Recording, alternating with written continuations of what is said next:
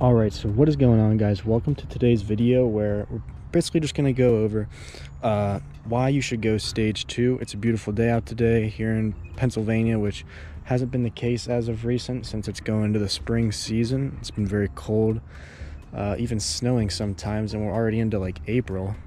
But let's get into it. So why should you go stage 2? Now, this car has pretty much been stage 2 its entire life. It's at 130,000 miles.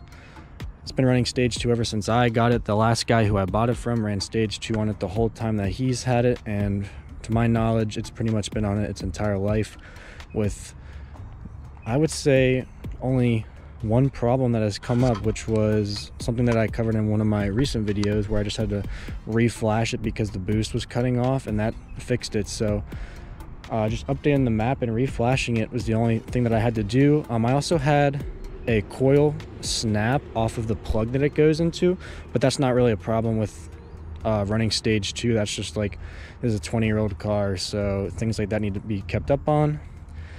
So right now, Cobb sells on their website a stage 2 kit that you can buy for this car or anything from 2002 to 2007, because I'm going to specifically share my experience with 2002 2007, which is the kit that they do sell for. It's about $2,500, and it gives you everything you need: an exhaust, it gives you a downpipe, it gives you the access port, and it gives you the fuel, and it gives you the air filter. So all you need is those 4 things to go stage 2, and it seems mostly like a no-brainer because this is kind of like a tuner-oriented car.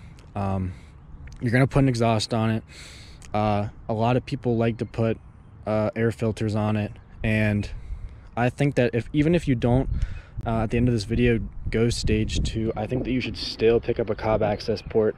I have the V2 version, which works perfectly fine for me, because I only really need to track a little bit of live data, and it still flashes and everything just like the V3. I just haven't put the money aside to get it yet. But with the V3, you can monitor a lot more, which is their best deal on their website right now. Or if you want to go on like eBay or something and pick up a V2, you can do that as well. Mine's been working perfectly fine for me.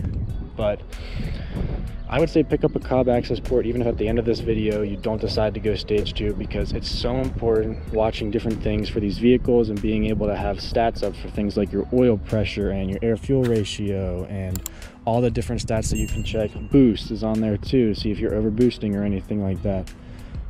It's $675, and at the least I would say pick one of those up. But car enthusiasts, of course, we're going to change out the exhaust.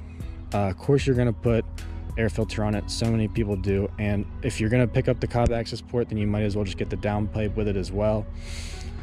Definitely add some down low torque that you don't get from factory. I feel like Subaru, when they came out with this, definitely detuned the engine a little bit. So even just having the Cobb access port, I think stage 1 actually doesn't need that much. So even as much as doing that just wakes up the car so much, and stage 2 does that as well.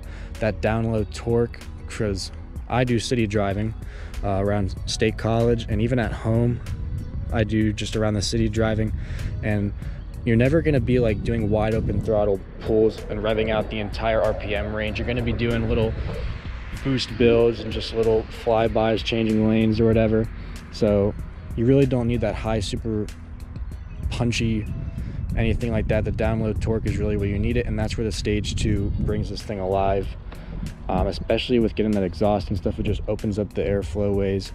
There is some added horsepower gains, but mostly it's the thing about torque. It really just opens it up down low and has that usable power for you. Okay, so something that I like to preface just real fast is make sure when you're checking your parts you verify that they are from Cobb. Of course, if you buy the Cobb kit, it's all going to be for Cobb, but don't go mix and matching parts. Don't get like a Mishimoto air filter and some nameless downpipe or anything like that. Make sure that all your parts are Cobb, because I'm sure that you can find aftermarket parts that are like secondhand on eBay or something like that to make the kit cheaper, or if you get like an access port off of there, it could be cheaper than buying the kit. But just please make sure you do that.